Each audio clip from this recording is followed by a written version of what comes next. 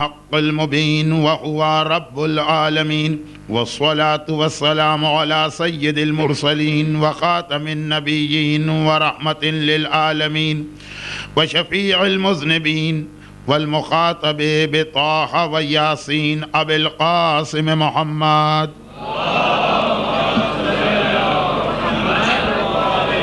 وآله وقطرته الطيبين الطاهرين المعصومين لا سيما على بقية الله في الأرضين وحجته على العالمين عجل اللهم له الفرج ولعنة الله على أعدائهم أجمعين.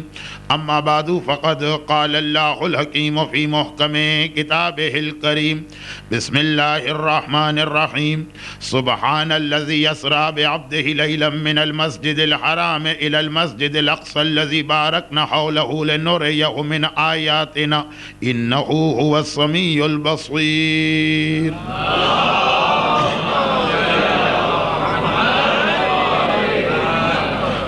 پاک ہے وہ ذات جو راتوں رات اپنے بندے کو مسجد الحرام سے اس مسجد اقصیٰ تک لے گئی جس کے چاروں طرف ہم نے برکتیں رکھی ہیں لنُرِیَہُ تاکہ اپنے اس بندے کو دکھایا جائے من آیاتنا اپنی نشانیوں میں سے کچھ انہو هو السمیع البصیر. سورہ بنی اسرائیل یا سورہ اسراء کی یہ پہلی آیت پیغمبر اسلام کے سفر معراج کے لیے سرنامہ کلام بھی ہے، اور اسی آیت میں پیغمبر کے سفر کے آغاز کا بیان بھی. انشاءاللہ کل کی مجلس جو اس عشرے کی آخری مجلس ہے، اور اس عنوان پر بھی اس سال جو آپ کی خدمت کرنا ہے وہ ساری باتیں کل آئیں گی. تو کل سورہ والنجم کی آیتیں سرنامہ بنیں گی انشاءاللہ، جس میں پیغمبر کی واپسی کا تذکرہ. ابھی اللہ کا رسول آسمانوں کی جانب اس ترتیب کے ساتھ جا رہا ہے کہ جہاں پانچویں آسمان کا بیان مکمل ہوا تھا. اور یہ جملہ ایک بار پھر عرض کر دیا جائے کہ چوتھا آسمان گویا زمینوں اور عرش الہی، جہاں جنت، جہنم، سدرۃ المنتہا، بیت المعمور اور وہ چاروں نہریں، ان کے درمیان یہ چوتھا آسمان حد فاصل ہے. پہلے تین آسمان کے ملائکہ اور چوتھے آسمان کے فرشتے بھی زمین پہ نگاہ ڈالتے ہیں تو اپنی اپنی جگہ سے ان کو یہ زمین اور زمین کی زیارتیں اور زمین کے صاحبان ایمان نظر آتے ہیں. پانچویں آسمان سے لے کے ساتویں آسمان اور اس کے بعد کے ملائکہ اور فرشتے، ان کا ربط ایک طرح سے زمین سے بالکل کٹا ہوا. ان میں سے اگر کسی کو پروردگار حکم دے اس دنیا میں آنے کا تو وہ اس دنیا میں آ کے دنیا کو دیکھتے ہیں. چوتھے آسمان کے ملائکہ ایسے ہیں کہ وہ ادھر بھی ہیں اور ادھر بھی ہیں. اسی لیے چند خاص ملائکہ جن کا دونوں طرف سے تعلق ہے، اس میں سر فہرست نام ملک الموت کا، دنیا میں آ کے روحیں قبض کرنا، اور پھر صاحبان ایمان کی روحوں کو جنت کے ایک باغ میں پھول کی شکل میں لے جانا. وہ چوتھے آسمان پہ بیٹھا. پانچواں، چھٹا اور ساتواں آسمان، اسے آج جلدی جلدی مکمل کرنا، بلکہ بہت ہی جلدی، تاکہ عالم برزخ کے جو مناظر اللہ کے رسول کو تین وجوہات سے دکھائے گئے، جو تین وجہیں کل آ چکی، تو اس میں جو آخری وجہ تھی کہ پیغمبر شفیع المذنبین قرار پا رہے ہیں، اس کا بیان آج ہو جائے. ایک بار پھر یہ عرض کر دوں کہ وقت کی کمی کی وجہ سے عالم برزخ کے مناظر کو تقریباً میں نے چھوڑ دیا، لیکن کل جو ایک جملہ کہا تھا وہ ذرا واضح نہ ہوا تھا، اس لیے اس کی تکرار. کہ عالم برزخ کے مناظر میں اللہ کے رسول نے خالی گناہگاروں پہ عذاب ہی نہیں دیکھا، نیکوکاروں کو ان کی نیکیوں کا اجر ملتے بھی دیکھا۔ لیکن یہ تو کل کا جملہ تھا، لیکن اس میں کوئی شک نہیں کہ جتنے مناظر رسول کو دکھائے گئے، جو تقریباً 35 بنتے ہیں، جن میں سے 12 کا بیان آ چکا ہے، 11 عورتوں کے حوالے سے اور ایک وہ فتنہ والا بیل، تو 35 میں سے زیادہ تر عذاب سے متعلق ہے۔ نیکیوں کے مناظر بھی دکھائے گئے لیکن وہ بہت کم ہے، اور اس کی وجہ غالباً ایک وجہ یہ بھی جو ابھی 7ویں آسمان کے بیان کے بعد شروع ہوگی۔ ایسا نہیں کہ بیلنس کہ اگر 35 مناظر ہیں تو 17 گناہگاروں کے اور 17 نیکوکاروں کے، نہیں، شاید 35 میں سے تقریباً 25 کا تعلق عذاب سے، اور 9 یا 10 ایسے ہیں جس کا تعلق بلکہ اس سے بھی کم۔ اس کی وجہ بھی آ رہی، چھٹا آسمان، اللہ کا رسول جس وقت 5ویں آسمان سے گزر کے چھٹے آسمان میں داخل ہوئے۔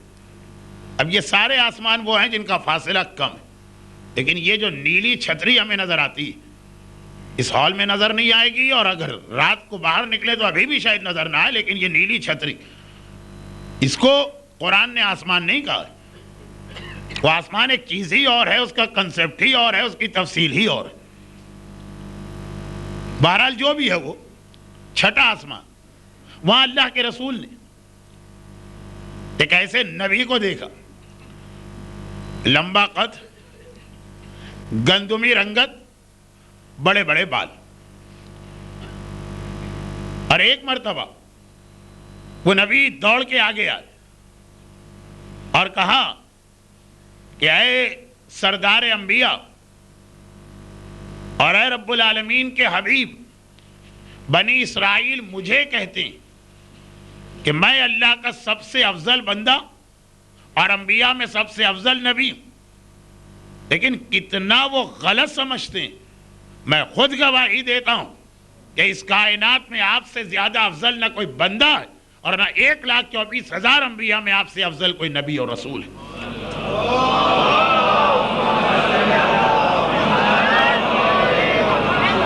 پتا چلا یہ عمران کے بیٹے موسیٰ جو اپنی قوم بنی اسرائیل کے افعال سے بھی اور عقیدے سے بھی بیزاری اختیار کر رہے ہیں۔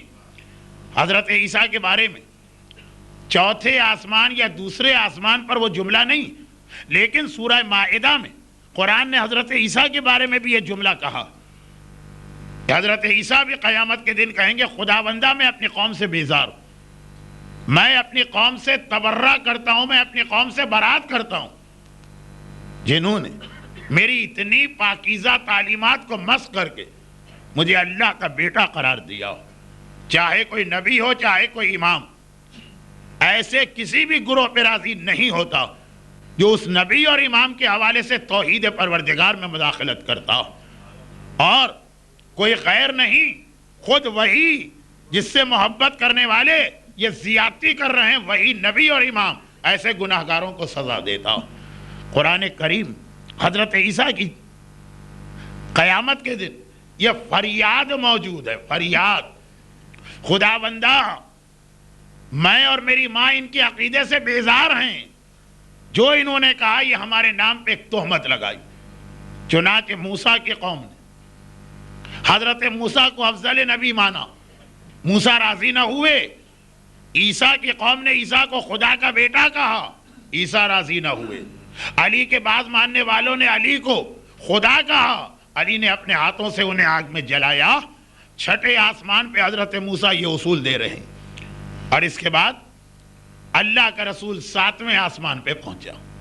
بھائی 7واں آسمان وہ جہاں پہنچتے ہی ایک دم سے گویا کئی مناظر رسول کے سامنے آ گئے۔ ہر آسمان پر کچھ ملائکہ ملتے ہیں، ایک نبی ملتا ہے، بعض آسمانوں پہ کوئی خاص فرشتہ ملتا ہے، جیسے پہلے پر جہنم کا دروغہ، چوتھے پر ملک الموت۔ جہنم کے دروغہ سے میری مراد ہے اصلی دروغہ، وہ کچھ لوگ تو مجھے بھی یہ لقب دیتے ہیں چوتھے آسمان پہ ملک الموت، بھائی ایک آدھ منظر، پانچویں آسمان پہ میرے مولا کی تصویر شب معراج، اور عاشورے کے بعد سے میرے مولا آغا مظلوم سرکار سید الشہداء کی شبی بھی۔ ساتواں آسمان گویا وہ جگہ ہے کہ جہاں سے بہت سارے مناظر کا ایک سلسلہ شروع ہو گیا۔ یہ ساتواں آسمان وہ ہے کہ جہاں سب سے پہلے تو پیغمبر نے دیکھا کہ کرسی بچھا کے وہ نبی بیٹھے ہیں کہ جن کے سر اور داڑھی کے بال سفید ہیں، اور ان کے چہرے کی خاصی شباہت خود پیغمبر کے چہرے سے ہو رہی، اور ان کے چاروں طرف اطراف میں کثیر تعداد میں بچوں کا لشکر کہیے، بچوں کی فوج کہیے، بچوں کا گروہ کہیے، اور جہاں وہ بیٹھے اسی سے ملی ہوئی دو بہت اہم چیزیں ہیں۔ ایک، اب یہ میں بار بار عرض کر رہا ہوں کہ اللہ کے رسول کے علم غیب پر کوئی شک نہیں، لیکن سفر معراج میں ہماری تعلیم و تربیت کے لیے ایک انداز یہ اختیار کیا گیا کہ رسول بار بار کوئی چیز دریافت کرے تو اس کے جواب میں پیغام ہمیں ملے۔ پیغمبر نے دیکھا کہ جہاں یہ ایسے بزرگ بیٹھے ہیں جن کے سر و داڑھی کے بال سفید ہیں، اور ان کے چاروں طرف بچے ہی بچے نظر آ رہے ہیں، جہاں ان کی کرسی، وہ کرسی سے بالکل ملا ہوا ایک طرف ایک ایسا مکان، ایک ایسی عمارت، ایک ایسی بلڈنگ بنی جو عین مین خانہ کعبہ کی شبیہ، اور دوسری طرف یہ کرسی سے ملی ہوئی اور خانہ کعبہ کی جو شبیہ اس سے ملا ہوا ایک باغ کا ایسا سلسلہ چلا گیا کہ جس کے اندر نہریں بھی نظر آ رہی ہیں، محلات بھی نظر آ رہے ہیں، اور عورتوں کی کثیر تعداد نظر آ رہی۔ کل کا جملہ یاد رکھیے گا، کل میں نے کہا کہ جہنم میں اکثریت عورتوں کی نظر آئی، اور یہ تھا کہ اس وقت پیغمبر کو جو ایک سلسلہ باغات کا نظر آیا، یہ باغ وہ ہے جس میں عورتیں نظر آ رہی۔ دونوں جملوں کا فرق ذہن میں رکھیے گا۔ جہنم کے حوالے سے آیا عورتوں کی اکثریت ہے، یعنی مرد بھی ہیں، زیادہ یہ ہیں وہ کم وہ ہیں، اور جنت کے حوالے سے یہ جو باغ ہے اس کے حوالے سے آیا کہ اس میں عورتیں بہت کثیر تعداد میں نظر آ رہی، اکثریت نہیں، بہت زیادہ۔ ابھی وضاحت ہوتی ہے۔ پیغمبر ایک ایسی جگہ پہنچے کہ یہاں تین چار چیزیں پیغمبر کے سامنے۔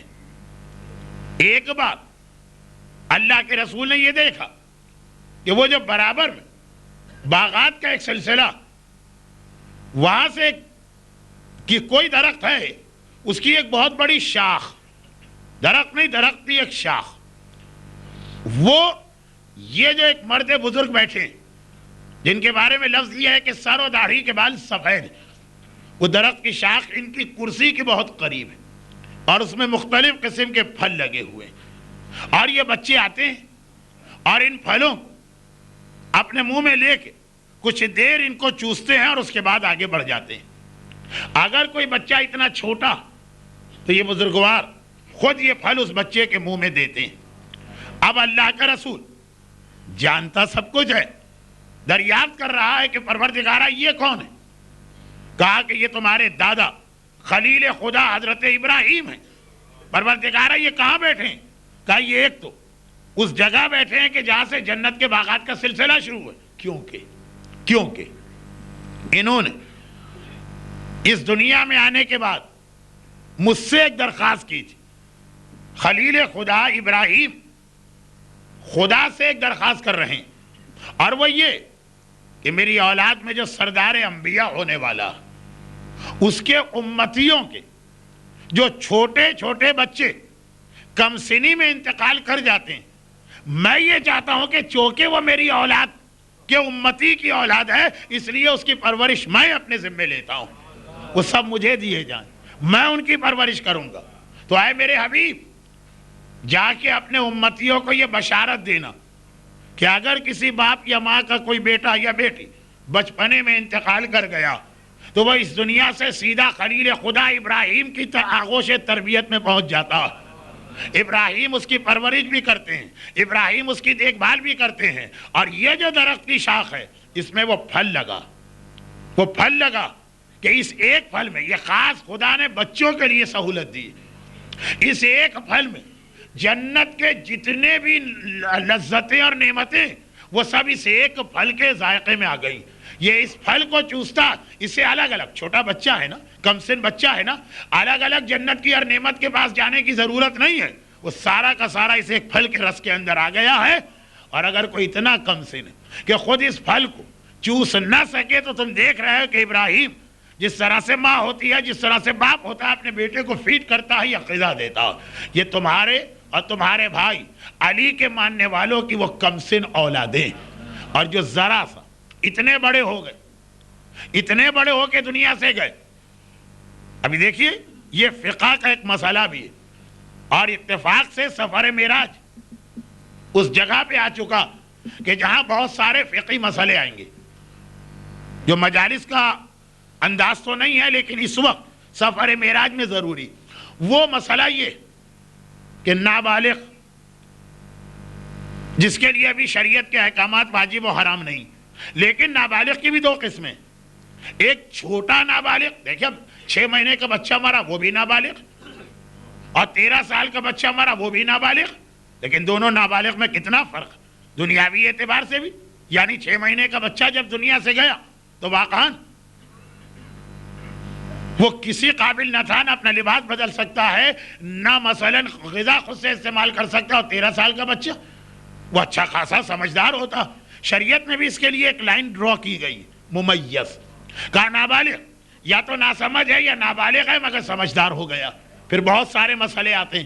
اکثر مراجع یہ کہتے ہیں, یہ فقہی مسئلے بیان نہیں ہو رہے, اکثر مراجع یہ کہتے ہیں کہ عورت کے لیے ایسے نابالغ بچے سے بھی حجاب واجب ہے, جو نابالغ ہے ابھی بچہ ہے لیکن ممیز. البتہ پتہ نہیں یہ مراجع کس سے کہتے ہیں. یہاں تو بڈھوں سے بھی پردہ کرنے کو عورتیں تیار نہیں ہوتی. بڈھوں سے مقصد یہ کہ 30 35 40 سال والے, 100 150 سال کے بوڑھے سے شاید پردہ ساقی, تو شاید, تو میں تفصیل میں نہیں جا رہا ہوں, مجھے خود احساس ہوتا کہ ایک جملہ کہہ جاتا ہوں فقہ سے ریلیٹڈ ہے تو وضاحت کا دل چاہتا ہے, نہ وقت ہے نہ یہ مجلس کا مزاج. واپس آئیے تو آپ دیکھیے بچوں کی دو قسمیں. ابراہیم نابالغ بچوں میں سے ان کی دیکھ بھال اپنے ذمے لیے ہوئے ہیں جو غیر ممیز تھے. 6 مہینے کا, 4 مہینے کا, پیدا ہوتے ہی مر گیا, ماں کے پیٹ میں روح پڑنے کے بعد اس سے موت آئی, 2 سال کا, 4 سال کا. اور جو سمجھدار ہیں, جو زیادہ سمجھدار بچے ہیں, وہ پیغمبر ابھی دیکھتے ہیں, فرماتے ہیں کہ میں نے اپنے دادا ابراہیم کو دیکھا جو میرے اور علی کے کلمہ پڑھنے اور محبت کرنے والوں کے ان بچوں کی دیکھ بھال کر رہے ہیں جو بالغ ہونے سے پہلے اس دنیا سے گئے. اور یہ امتحان, بچے کی موت اور ایسے چھوٹے بچے کی, پیغمبر نے بھی یہ امتحان دیا. رسول اللہ کے سب سے چھوٹے بیٹے ابراہیم 11 مہینے کے تھے, اور آج بھی جب ہم مدینے میں جا کے ان کی زیارت پڑھتے ہیں تو اس میں خاص یہ جملہ ہوتا کہ میں گواہی دیتا ہوں کہ اللہ نے آپ کو اس وقت جنت میں بلایا جب آپ پہ حلال و حرام کے احکامات نہیں آئے تھے. 11 مہینے کا بچہ. اور یہ جملے کچھ سفر معراج کے آخری تحفے کا حصہ بننے والے ہیں, لیکن خیر میں اس طرف زیادہ بھی نہیں جاتا ہوں. ابراہیم ان بچوں کی دیکھ بھال کر رہے ہیں, اور وہ ایک درخت کی شاخ. ایک بار اللہ کے رسول نے دریافت کیا کہ یہ ابراہیم کی کرسی یہاں کیوں ہے؟ کہا اس لیے کہ ابراہیم کو جنت کا پڑوس بھی چاہیے, اور جو ابراہیم اس دنیا میں ایک یادگار اپنے ہاتھ سے بنا کے گئے. انسان جو بڑا کام کر کے جاتا ہے اس سے اٹیچمنٹ ہوتا. آج کل تو بہت رواج ہے, جو آرکیٹیکٹ حضرات ہوتے ہیں جو ایک بڑی شاندار عمارت بناتے ہیں اس کا ایک ماڈل اپنے آفس میں ضرور رکھتے ہیں. یہ ہے یہ سب سے اچھی بلڈنگ ہم نے بنائی. ابراہیم کی اس دنیا میں ایک ایسی یادگار کہ تا قیام قیامت اور رہتی دنیا تک ابراہیم کو اس کا ثواب بھی ملے گا, ہمیں ابراہیم کی یاد بھی دلائے گی. وَإِذْ يَرْفَعُ إِبْرَاهِيمُ الْقَوَاعِدَ مِنَ الْبَيْتِ وَإِسْمَاعِيلُ رَبَّنَا تَقَبَّلْ مِنَّا إِنَّكَ أَنْتَ السَّمِيعُ الْعَلِيمُ. یاد کرو وہ وقت جب ابراہیم و اسماعیل مل کر خانہ کعبہ کی دیواریں اٹھا رہے تھے. یہ خانہ کعبہ. اب ایک سوال میں آپ سے کرتا ہوں, اس کا جواب مجھے نہیں چاہیے, اس کا جواب نہیں چاہیے. تقریر کے آخر میں شاید اس کے حوالے سے آپ سے ایک مدد چاہیے ہوگی, جواب نہیں, مدد. خانہ کعبہ ابراہیم نے بنایا, اور قیامت تک کے لیے خانہ کعبہ جانے والا, زیارت کرنے والا, طواف کرنے والا, خانہ کعبہ کو یاد کرنے والا, وہ سب احسان مند رہے گا ابراہیم خلیل خدا کا۔ ابراہیم نے خانہ کعبہ بنایا جو قیامت تک ان کی یادگار۔ اور یہ صف ازا کس نے بچھائی؟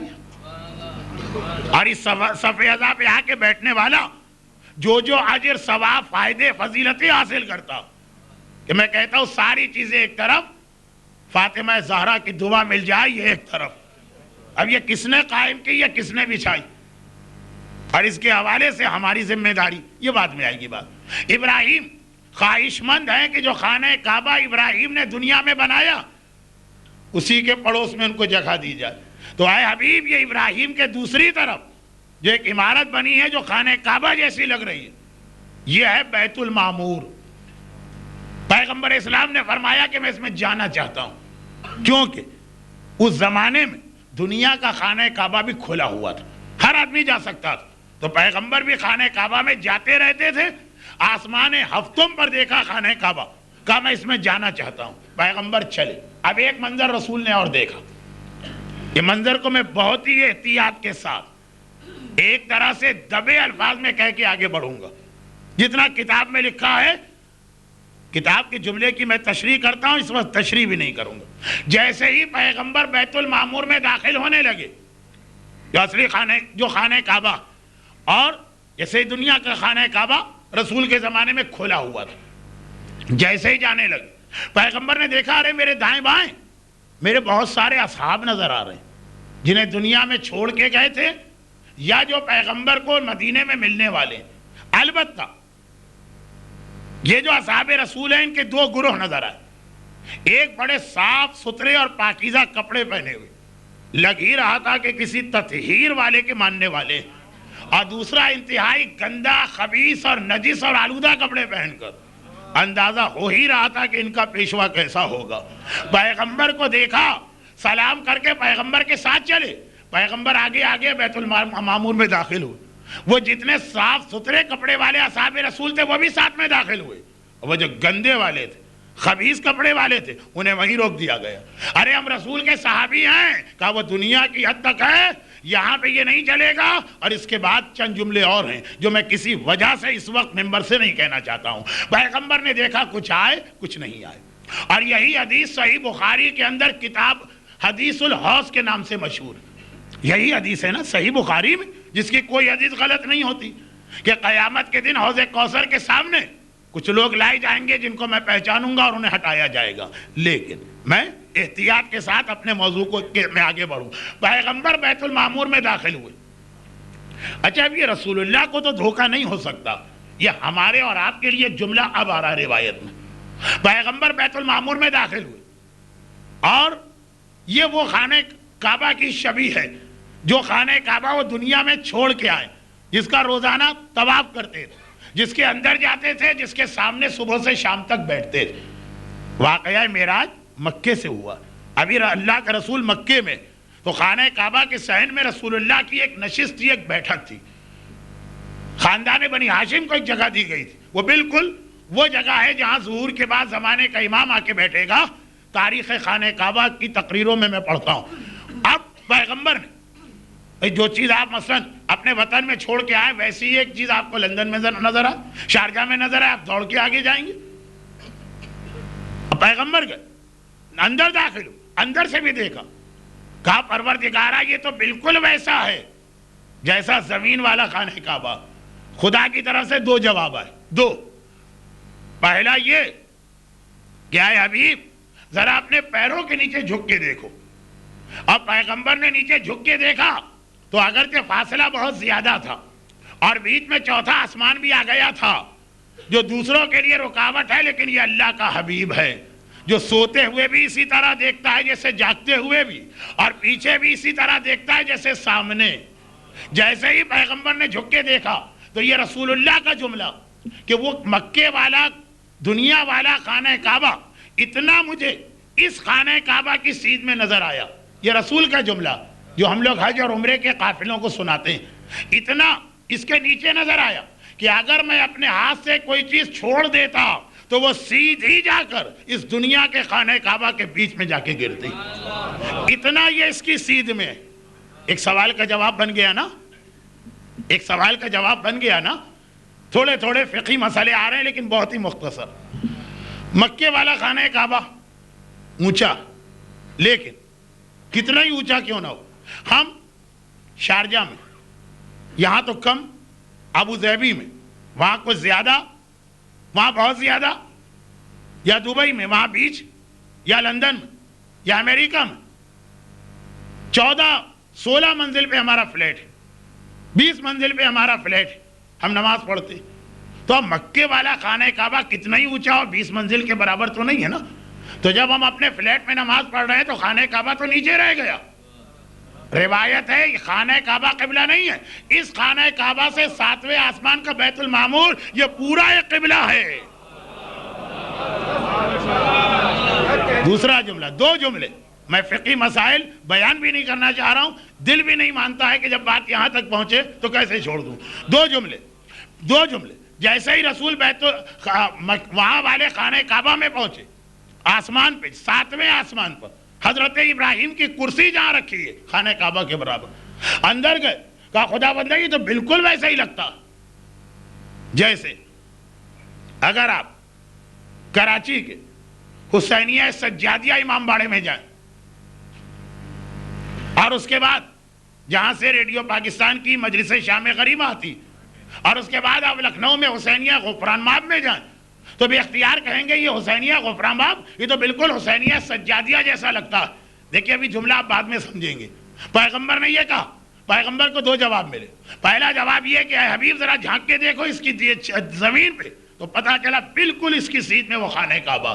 رسول نے کہا اپنے ہاتھ سے کوئی چیز میں پھینکتا یا چھوڑ دیتا وہ سیدھی جا کے ٹکراتی. دوسرا جملہ، مگر اے میرے حبیب ہم نے جا کے لکھنؤ کے حسینیہ غفران ماب میں کہا کہ یہ تو بالکل حسینیہ سجادیہ جیسا لگتا.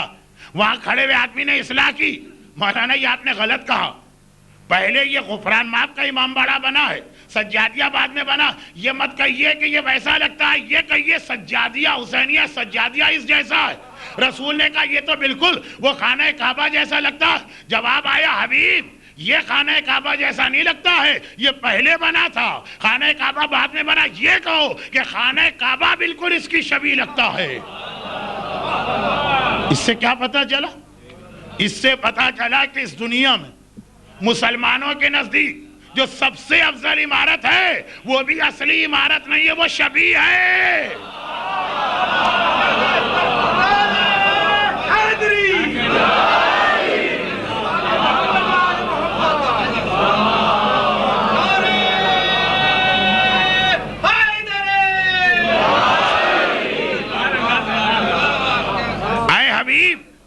جب یہ چیزیں اللہ کا رسول اس وقت دیکھ رہا تھا جب یہ بن رہی تھی. اللہ کا حبیب اللہ کا رسول تو اس وقت ہی سے عرش الہی پر تھا بشکل نور. لیکن اگر پیغمبر جاتے بیت المعمور کو دیکھتے کہ ہاں یہ میرا پہلا دیکھا ہوا، اور وہ سوال نہ کرتے تو ہمیں یہ جواب کیسے ملتا، ہمیں یہ جواز یہ دلیل کیسے ملتی؟ یہ خانہ کعبہ شبیہ ہے، اور خانہ کعبہ کا شبیہ ہو کے سارے عالم اسلام کا اس کا احترام کرنا بتا رہا ہے کہ احترام شبیہ یہ حکم معراج بھی ہے اور یہ حکم پروردگار بھی ہے بیت المعمور. اور اب یہاں پہ 2 جملے اور آئے. یہ 2 جملے تو پروردگار نے کہے، اب 2 جملے معصوم نے فرمایا. اب یہ اتنا جب تذکرہ کیا امام نے کہ بالکل ایسی شبیہ. شیخ صدوق علیہ الرحمہ کی ایک بہت ہی نایاب سی لیکن اہم کتاب ہے کتاب المعراج. پوری معراج کے سفر نامہ ہے وہ.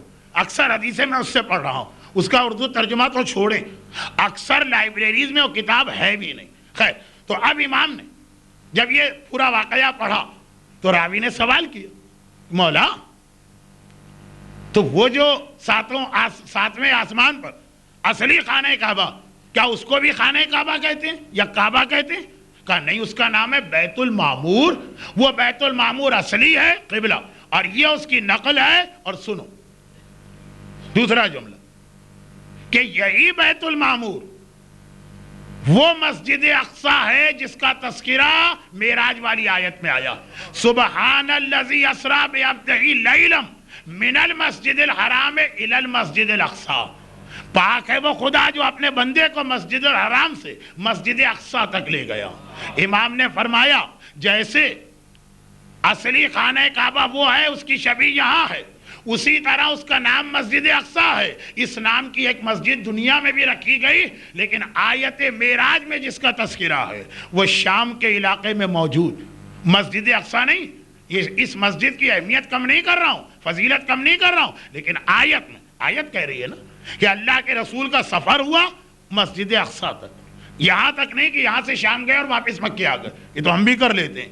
یہ اس سے مراد ہے بیت المعمور۔ تو امام فرماتے ہیں کہ آسمانوں پہ خانہ کعبہ کے دو نام ہیں، اسی کو بیت المعمور کہتے ہیں اور اسی کو قرآن کی زبان میں مسجد اقصی کہتے ہیں۔ اب سنیے قرآن نے کہا کہ ہم لے گئے اپنے بندے کو الی المسجد الاقصی الذی بارکنا حولہ، جس کے چاروں طرف ہم نے برکتیں رکھی ہیں۔ اب امام وہ برکتیں بتا رہے، کہا یہ خانہ کعبہ جو آسمان پر ہے، جو مسجد اقصی ہے قرآنی اصطلاح میں، یہ مسجد اقصی یا خانہ کعبہ بالکل جنت سے ملا ہوا، گویا جنت نے اس کو اپنے گھیرے میں لیا ہوا۔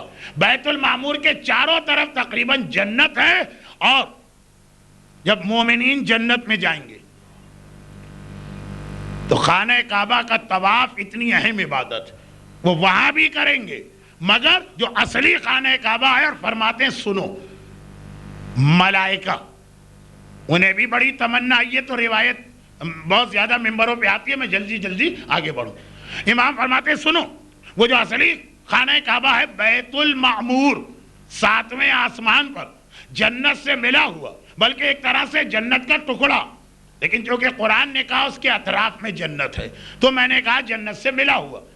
ملائکہ کو بڑی تمنا ہے اس کے طواف کی، اور جس دن سے اللہ نے اسے بنایا وہ آدم کی بھی پیدائش سے پہلے بنایا، اس دن سے آسمان کے ملائکہ اس کا طواف کرتے ہیں، لیکن خدا نے کہ اعلان کر دیا جو ایک بار اس کا طواف کرے اب وہ انتظار کرے اپنی باری کا، جب سارے ملائکہ کی باری آئے گی پھر ریپیٹیشن کی اجازت ہوگی۔ اور امام فرماتے آدم سے پہلے یہ بنا، اس وقت سے طواف شروع ہوا، جس فرشتے نے پہلا طواف کیا ہے اب تک اس کی باری نہیں آئی کہ دوسرے طواف کا موقع ملے۔ پروردگار عالم سبحان، آیہ معراج سبحان الذی، اپنے پروردگار کی عظمتوں کو پہچانو۔ پروردگار کے ملائکہ کی تعداد کو اس طرح امام نے بتایا، اس میں کچھ اور جملے، لیکن حدیث کے جملوں کو میں صرف اپنے ایک جملے کے ذریعے سے چھوڑ دیتا ہوں، وقت نہیں ہے 9 مجلسوں میں کسی ایک منزل تک موضوع کو پہنچانا، اس لیے بہت سی روایتیں کبھی اور کے لیے ترک کی جاتی ہیں۔ اب دیکھیے اللہ کے رسول بیت المعمور میں گئے، اندر سے دیکھا کہ یہ تو بالکل خانہ کعبہ جیسا، کہا نہیں یہ کہو خانہ کعبہ اس جیسا۔ اللہ کے رسول باہر آئے اور ایک بار اس خانہ کعبہ کا طواف کیا جبرائیل کے ساتھ، جو کہہ رہے ہیں کہ اے اللہ کے حبیب، میں نے سب سے پہلا طواف آدم کو کروایا تھا جب پروردگار نے ان کو خلق کیا، تو پہلا کام یہ تھا انہوں نے اس کا طواف کیا، لیکن بڑی تمنا تھی کہ کبھی یہ موقع ملے کہ میں آپ کے ساتھ اس خانہ کعبہ کا طواف کروں۔ عجب، سارے مجمع کے لیے نہیں کہہ رہا ہوں، کچھ لوگوں کے لیے یہی جملہ کچھ لوگ مجھ سے کہتے ہیں، لیکن وہ آسمان والے خانہ کعبہ کے لیے نہیں، زمین والے خانہ کعبہ کے لیے۔ میں کیا اور میری حیثیت کیا، جبرائیل کہہ رہے ہیں۔ ایک روایت سنیے، خانہ کعبہ پہ پہلی نگاہ پڑتے ہی دعا مانگو تو قبول ہوتی ہے، اور خانہ کعبہ کا طواف مکمل کر کے جو دعا مانگو وہ بھی قبول ہوتی ہے۔ چنانچہ آپ دیکھیں گے جو لوگ بھی مکہ مکرمہ جا چکے ہیں وہ آپ کو ایک مسئلہ یہ بتائیں گے کہ خانہ کعبہ کے صحن میں کتنا ہی مجمع کیوں نہ ہو، طواف مسئلہ نہیں ہوتا، مسئلہ یہ ہوتا ہے کہ لوگ طواف مکمل کر کے وہ جو دروازے کے سامنے دعا مانگتے ہیں اور پھر دعا مانگ کے مجمع سے نکلنا چاہتے ہیں، وہ بڑا مسئلہ ہوتا۔ اس لیے کہ روایت یہی کہ خانہ کعبہ کا طواف مکمل کرتے ہی گویا خدا یہ کہتا کہ جو تجھے مانگنا ہے میں تجھے دوں گا۔ جبرائیل کہتے جب میں نے آدم کے ساتھ طواف کیا تھا، طواف مکمل کرتے ہی پروردگار نے کہا جبرائیل کیا چاہیے؟ میں نے کہا صرف ایک طواف تیرے حبیب کے ساتھ چاہیے، اے پروردگار ایک طواف میں تیرے حبیب کے ساتھ کروں۔ اور یہاں پہ ایک چھوٹی سی بات نہیں، بات تو بہت بڑی ہے، چھوٹی سے مطلب یہ کہ روایت بہت مختصر. جب یہ سارا سفر معراج مکمل کر کے پیغمبر واپس آ رہے تھے، جبرائیل نے پیغمبر کا ساتھ دیا، یہاں سے لے گئے، ساری دنیا دکھائی، سارے ساتوں آسمان دکھائے، بیت المعمور، جنت، جہنم. اور جب واپس آئے تو آپ بھی تو اس سے کہیں گے نا، جس نے کوئی آیا مہمان یہاں پہ مثلا 10 دن یہاں رہا اور آپ نے اس کی خدمت کی اور اسے سارا شارجہ سارا دبئی دکھائے، واپسی میں اس کا دل چاہے گا نا کہ وہ آپ سے کہے، اگر آپ مہمان صاحب حیثیت، میں کوئی گفٹ دینا چاہتا ہوں، بتاؤ کیا چاہیے.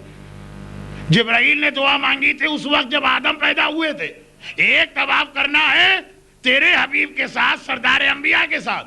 تو جب سفر معراج مکمل ہوا، یہ روایت کل آنی چاہیے تھی لیکن میں خود پریشان ہوں کہ شاید کل اتنا وقت نہ رہے کہ میں روایت بیان کر سکوں، اس لیے ابھی سن لیجیے. جب پورا سفر مکمل کر کے رسول مکے کی طرف آ رہے تھے، جبرائیل تم نے بڑی زحمت اٹھائی، چاہے یہ جبرائیل کی ڈیوٹی ہو لیکن جو ڈیوٹی بھی صحیح طریقے سے انجام دے اس کا بھی شکریہ ادا کرنا.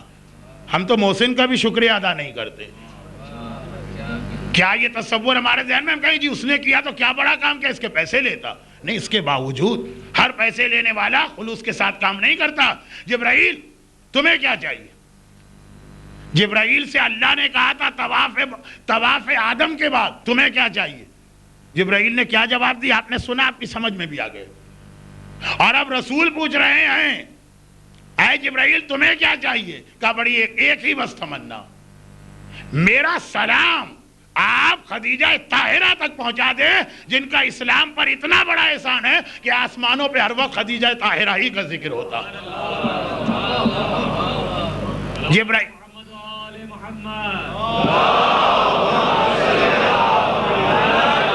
جبرائیل کی تمنا ہے کہ میرا سلام خدیجہ طاہرہ کو پہنچے. اسی کو ہم لوگ زیارت کہتے ہیں، السلام علیک یا ام المؤمنین والمؤمنات. بس ایک جملہ یہ بھی یاد رکھیے گا، تقریر کے آخری مرحلوں میں مجھے ایک خواہش آپ سے کرنا ہے، جس کے لیے ایک جملہ میں نے اس سے پہلے، خانہ کعبہ ابراہیم نے بنایا، صف اعظا کس نے بنائی، ایک جملہ وہ تھا، خدیجہ طاہرہ کو میرا سلام پہنچائیے، اس لیے کہ 7ویں آسمان پہ سب سے زیادہ اگر کسی کا ذکر ہوتا ہے تو وہ خدیجہ طاہرہ. اب ادھر یہ تو واپسی کا سفر تھا، ابھی طواف مکمل ہوا. طواف مکمل کرنے کے دوران اللہ کے رسول نے یہ دیکھا کہ خانہ کعبہ جو آسمانوں والا بیت المعمور، اس کے نیچے سے کچھ نہریں نکل رہی، جیسے تقریباً اس خانہ کعبہ کے نیچے سے یا اس کے قریب سے زمزم کا چشمہ نکلتا، لیکن وہاں تو پراپر بیت المعمور کے نیچے سے کچھ نہریں نکل رہی. خدا بندہ یہ کون سی نہریں؟ کہا اس میں سے ایک کا نام کوثر ہے، ایک کا نام تسنیم ہے، ایک کا نام سلسبیل ہے، ایک کا نام نہر رحمت ہے. یہ سب کہاں جا رہی ہیں؟ کہا کہ یہ خانہ کعبہ سے نکل کر یعنی بیت المعمور سے نکل کر جنت میں جا رہی ہیں. اور اے حبیب اب جاؤ جنت میں. ایک ہلکا سا سرسری سا جائزہ جنت کا دلوایا گیا، جہنم کا بھی نہیں، جہنم کا واپسی کے سفر میں. جو کل بات آ گئی وہ اب آئے گی نہیں. پیغمبر جنت میں داخل ہوئے، ہرے بھرے باغات، وہ محل، وہ ساری چیزیں جس کے بیان کی فی الحال ضرورت نہیں. لوگ کہتے ہیں کہ مولانا بیان کیا بھی نہ کرے. جہنم آپ پڑھتے ہیں تو مزہ آتا ہے کیونکہ وہ آپ کا اسٹائل ہے، جنت آپ پڑھتے ہیں بڑی پھسپھوسی لگتی ہے کیونکہ وہ آپ کا اسٹائل ہی نہیں ہے. خیر چھوڑ دیجیے. اب پیغمبر جنت میں داخل ہوئے، خالی خالی عورتیں نظر آ رہی، پتہ چلا یہ حوریں. اب وہ ایک بہت ہی سنجیدہ موضوع ہے لیکن لوگ اس کو مذاق سمجھتے ہیں. خیر اے حبیب یہ سب انتظار کر رہی ہیں، یہ حوریں بیٹھی ہیں، کس کا انتظار کر رہی ہیں؟ محبان اہل بیت اور شیعان حیدر کرار کا. انتظار علی والا یہاں پہ آئے. پیغمبر نے دیکھا وہ چاروں نہریں جنت میں بہ رہی، لیکن 2 باتیں بس، پھر جنت کا بیان مکمل. جہنم میں تو میں نے کل صرف ایک جملہ پڑھا تھا کہ اکثریت عورتوں کے کچھ کہا بھی نہیں تھا اور کہوں گا بھی نہیں. جنت میں اتنا تو آ گیا. 2 باتیں. پہلی بات، پیغمبر نے یہ دیکھا کہ جنت کی نہروں میں، جنت کی نہریں بہ رہی، کچھ بچے غوطہ لگا رہے ہیں. سوئمنگ اسلام میں یہ مستحب ہے کہ باپ اپنی اولاد کو چند کھیل سکھائے. اس میں کرکٹ نہیں ہے، اس میں سوئمنگ. پیغمبر نے دیکھا سوئمنگ ہو رہی اور اس میں ایک بچی جو سوئمنگ کر رہی تھی، تیر رہی تھی، پیغمبر کو دیکھا ایک دم سے باہر آئی اور پیغمبر کو سلام کیا. پیغمبر نے دریافت کیا یہ کون بچی؟ نابالغ بچے جو مر جاتے ہیں اگر غیر ممیز ہے، ابھی سمجھدار نہیں ہوئے. ابراہیم خلیل خدا رسول علی کے امتیوں کے بچوں کو اپنی نگرانی میں لیتے ہیں، لیکن جو بچے موت کے وقت سمجھدار تھے، 9 سال یا 10 سال یا 12 سال یا 13 سال، جن کو بظاہر ضرورت نہیں ہے، یہ وہ بچی. یہ کون ہے؟ اس نے مجھے سلام کیا، اس کا مطلب یہ ہے کہ مجھے پہچانتی ہے. یعنی بالفاظ دیگر اس کا مطلب یہ ہے کہ یہ ان میں سے ایک ہے جو اب تک کی دنیاوی زندگی میں پیغمبر کے سامنے آ چکی. بھئی یہ باقی بچے جو ابراہیم کے پاس ہیں یہ تو آنے والے زمانے کے مومنین کے بچے ہیں جنہیں جسم مثالی کے ساتھ وہاں پہ دکھایا گیا. ایک بار جواب آیا خود اس بچی کی جانب سے کہ میں زید بن حارثہ کی بیٹی ہوں اور میرے بابا کو بھی میرا سلام کہیے گا اور کہیے گا کہ میں بڑے اطمینان اور خیریت کے ساتھ یہاں پر ہوں. پیغمبر کے غلام تھے، لیکن اہل بیت کا طریقہ تو آپ کو پتا ہے نا کہ وہاں غلام غلام لگتا ہی نہیں ہے. غلام بیٹا لگتا ہے اور کنیز بیٹی لگتی ہے. وہ فضہ ہو، وہ قمبر ہو، وہ جون ہو یا وہ زید بن حارثہ ہو. یہ زید بن حارثہ کی ایک بچی بالغ ہونے سے پہلے انتقال کر گئی تھی اور زید بہت پریشان تھے. سنا ہے، مشاہدہ بھی ہے، فطرت بھی ہے کہ باپ اولاد میں سے لڑکیوں سے خاص طور پہ بڑی لڑکی سے بڑی محبت کرتا. یہ ہمارے یہاں ہندوستانی اور پاکستانی معاشرے میں بعض جگہ نحوست آئی کہ اتنی نفرت ہوتی ہے بیٹیوں سے کہ بیٹیوں کی نفرت کی وجہ سے اس بیوی تک کو طلاق دی جاتی ہے. ڈرایا دھمکایا جاتا ہے کہ دوسری شادی ہوگی کہ جس کے یہاں بیٹی پیدا ہوئی، جبکہ ساری میڈیکل سائنس متفق ہے کہ لڑکا پیدا ہو یا لڑکی اس میں عورت کا حصہ ہی نہیں، یہ مرد کا حصہ ہے. قصور مرد کا ہے، خرابی مرد کی ہے. بہرحال ایک الگ موضوع. اب تک ایسی جہالت ہمارے یہاں. زید بن حارثہ پریشان تھے اس لیے کہ وہ عرب کے جاہلوں کی طرح کے نہیں تھے، رسول کے کلمہ گو تھے، بیٹی سے محبت کرتے تھے، بیٹی کی موت پہ پریشان تھے. ابھی منزل مصائب آئی نہیں، ورنہ یہیں سے ربط مل سکتا کہ ایک بیٹی زید کی تھی اور ایک بیٹی خود رسول اللہ کی تھی جو آج زندان شام میں دنیا سے گئی. آئے گی منزل، ابھی زیادہ دیر باقی نہیں. کہا میرے باپ کو میرا سلام پہنچائیے اور یہ بتائیے کہ میں بالکل خیریت سے ہوں اور بڑی نعمتوں اور بڑے اچھے عالم میں ہوں. پیغمبر نے زید کو ان کی بیٹی کا سلام تو پہنچایا، لیکن ساتھ میں ہر کلمہ گو کو یہ پیغام دیا بیٹیوں سے محبت کرو. وہ رحمت ہیں، بیٹے نعمت ہیں. رحمت وہ ہے جس میں سوال جواب نہیں ہوگا، نعمت وہ ہے کہ قیامت میں اس کے بارے میں سوال کیا جائے گا. جس نے 4 بیٹیوں کی تربیت کی وہ جنت میں اس طرح سے ہوگا جیسے یہ 2 انگلیاں میرے ساتھ. اس کا گھر میرے اتنا قریب ہوگا جیسے یہ 2 انگلیاں. یہ میرا گھر ہے، یہ بیٹیوں کی تربیت کرنے والے کا گھر. یہ اللہ کا رسول جنت دیکھنے کے بعد بھی حدیثیں سنا رہا ہے، ورنہ علم رسالت میں تو ہمیشہ، لیکن جنت میں پیغمبر اپنا گھر بھی دیکھ کے آئے تھے اور یہ بھی فرمایا. تو 2 باتیں جنت کے بارے میں تھی وقت کی کمی کی وجہ سے. نہ جنت اتنی چھوٹی چیز نہیں ہے کہ 10 منٹ میں اس کو نمٹا دیا جائے. ایک، جنت کی نہروں میں ان بچوں کو تیرتے دیکھا جو سمجھدار ہو کے لیکن بالغ ہونے سے پہلے مرے تھے. اور دوسرا، پیغمبر نے یہ محسوس کیا کہ وہ جنت میں جہاں جائے، یہ سورہ رعد میں ہے یا سورہ ہود میں، کسی ایک میں، فَطُوبَ لَهُمْ وَحُسْنُ مَآبٍ، جنتیوں کے لیے توبہ ہے. اور یہ کتنا بہترین ٹھکانہ اللہ نے ان کو دیا. سفر معراج میں پیغمبر نے بتایا توبہ کسے کہتے ہیں. کہا کہ جب جنت میں گیا تو ایک عجیب میں نے محسوس کی. جنت کے جس علاقے میں بھی جاؤں، ابھی میں نے بتایا نا کہ جنت کا بڑا تفصیلی دورہ ہوا تھا. اپنا گھر دیکھا، مولا کا گھر دیکھا، اہل بیت کا گھر دیکھا، بیٹیوں کی پرورش کرنے والے کا گھر دیکھا، یتیم کی کفالت کرنے والے کا گھر دیکھا، عام مومنین کا گھر دیکھا. مگر یہ سب اس طرح دیکھے کہ گئے تھے تو دروازے کی کنڈی ہل رہی ہے، واپس آئے تو وہی کنڈی ہل رہی ہے، بستر گرم تھا اسی طرح گرم رہا، پانی کی دھار لوٹے سے گر رہی تھی، وہ دھار ٹوٹنے بھی نہ پائی۔ اللہ کا رسول جنت کا دورہ کر رہا۔ ایک عجیب بات دیکھی، جنت میں جہاں بھی جاؤں،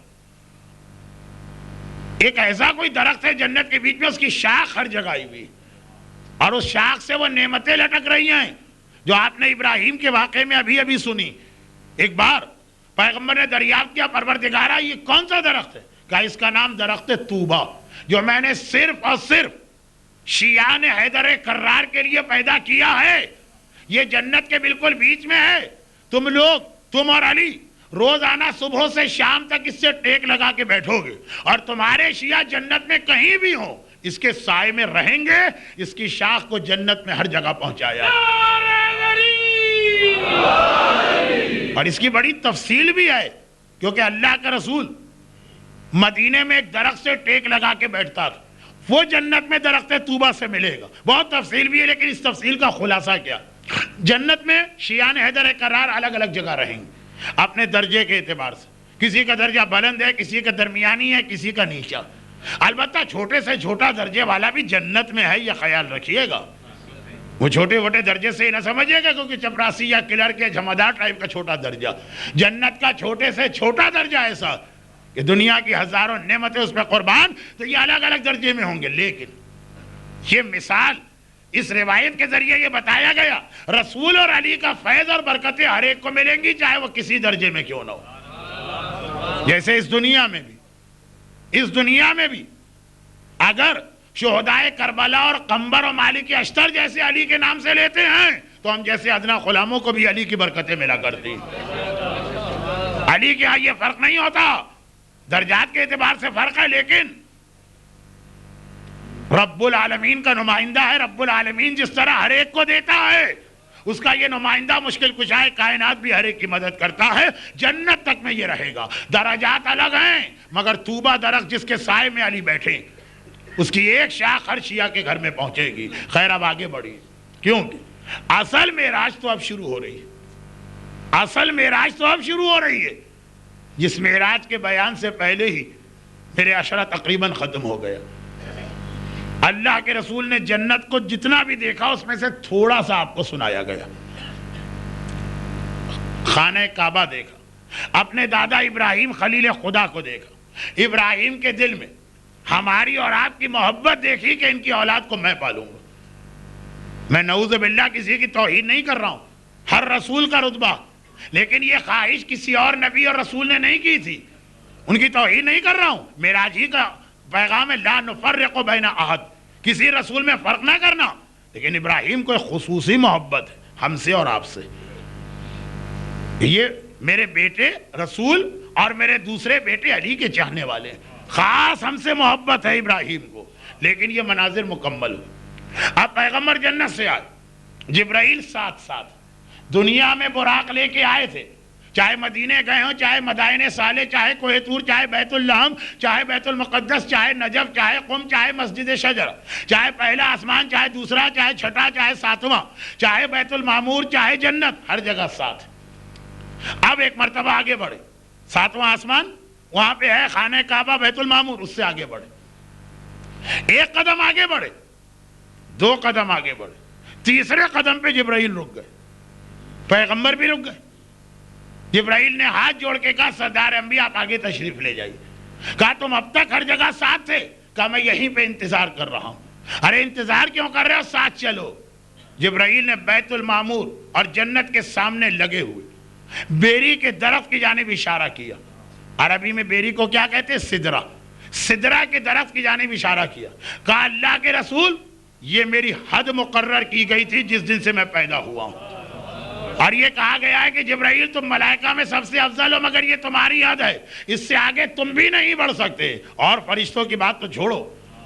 اسی لیے اس کا نام ہے سدرۃ المنتہا، وہ بیری کا درخت جو منتہا انتہا پر ہے، جو حد آخر ہے، جس کے آگے نہ کوئی نبی مرسل جا سکتا ہے، نہ کوئی ملک مقرب جا سکتا، نہ کسی نبی کا رتبہ ہے، نہ کسی فرشتے کا رتبہ ہے۔ ابراہیم توہین نہیں کر رہا ہوں، وہ بھی اس سے پہلے کرسی بچھائے بیٹھے ہیں، اور جبرائیل وہ بھی وہاں پہنچ کے رک گئے، اور پھر وہ جملہ کہا، جو آپ نے بار بار سنا بھی ہے، جبرائیل کا جملہ بھی اور ذاکری کی زبان میں اس کی تشریح بھی.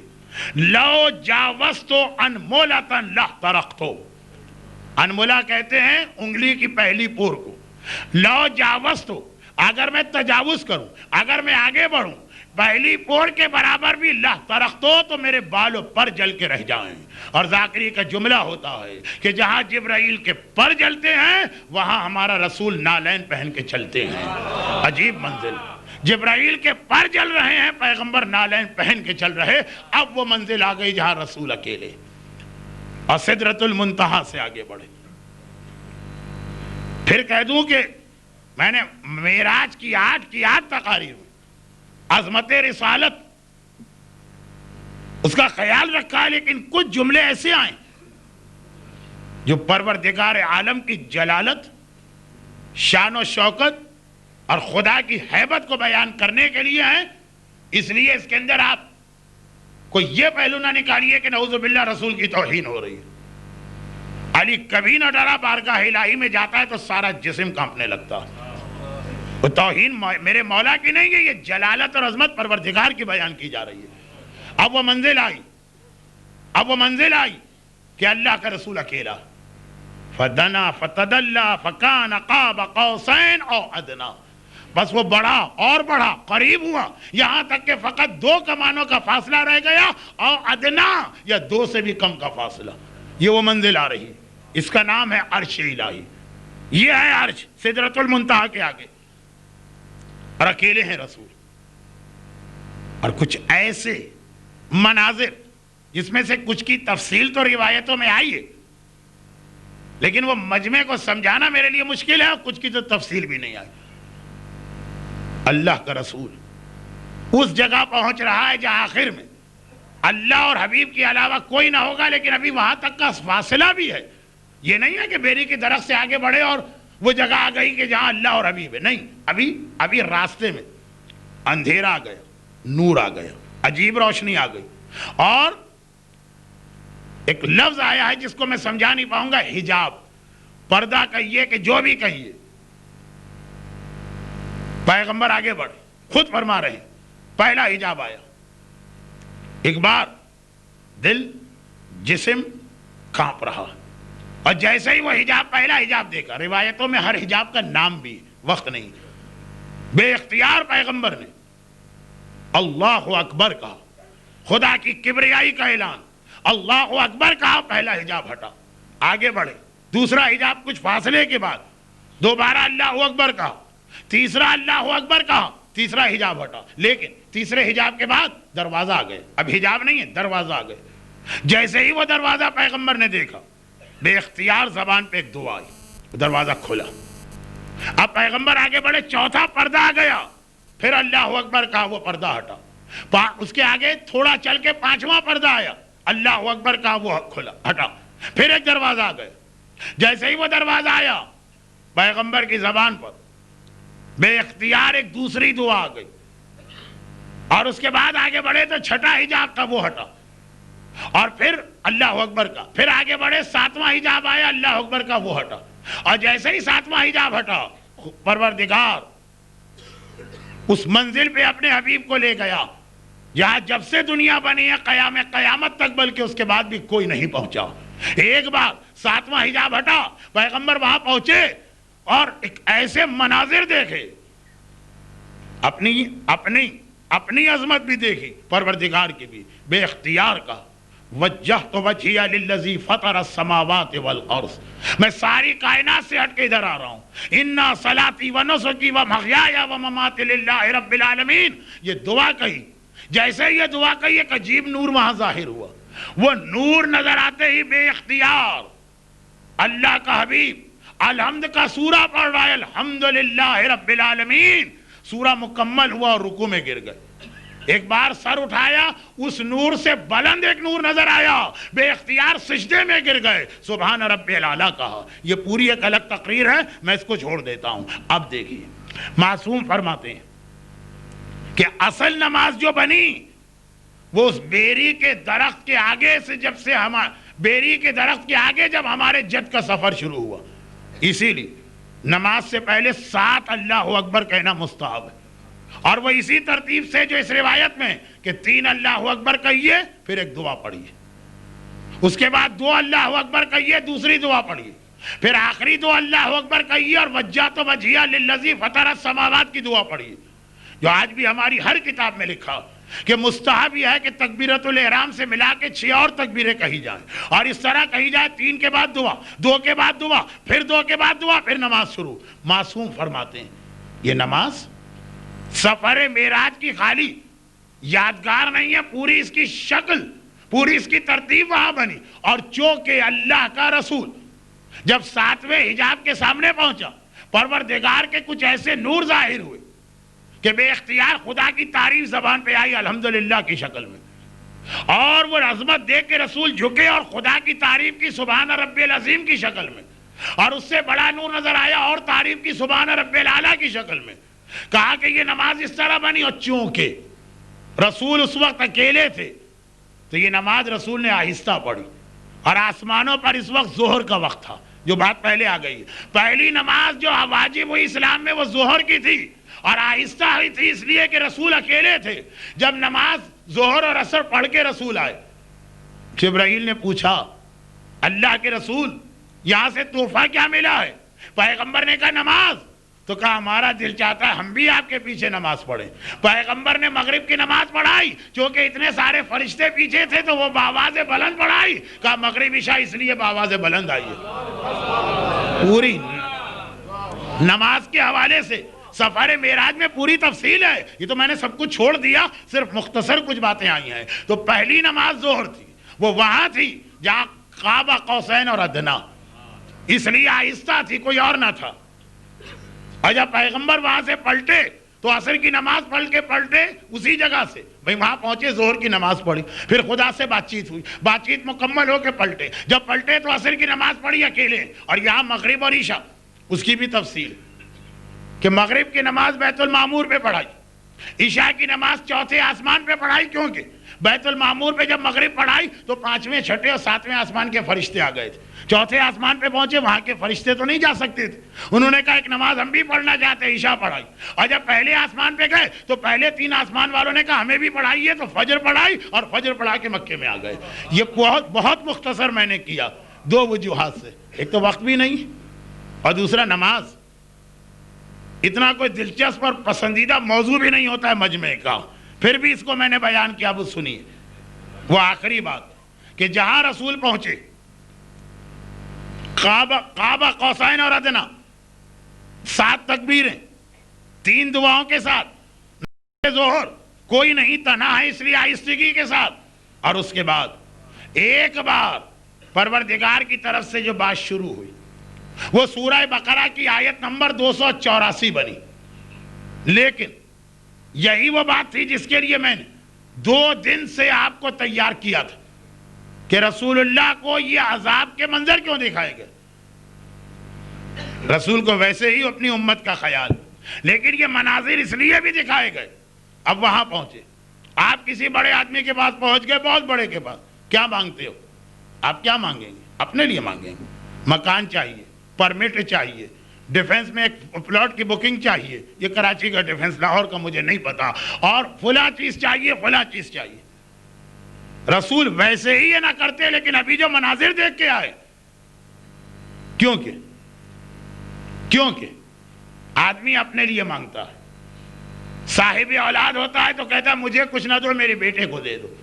پیغمبر یہ مناظر امت کے لیے دیکھ کے آئے ہیں، کسی باپ نے اپنی اولاد سے کیا محبت کی ہوگی جو رسول کو ہم سے اور آپ سے محبت کی۔ چنانچہ بے اختیار خدا کہہ رہا حبیب میں تمہیں دینا چاہتا ہوں، نعوذ باللہ انداز ذرا توہین آمیز میرا ہو رہا، اور رسول کہہ رہے ہیں میری بات چھوڑ خدا بندہ، میری امت کو دے۔ سورہ بقرہ کی آیت 84، امام فرماتے ہیں خدا نے یہاں سے بات شروع کی، آمن الرسول بما انزل الیہ من ربہ، خدا نے بات شروع کی، رسول نے ظہر کی نماز پوری کی، مانگ کیا مانگتا۔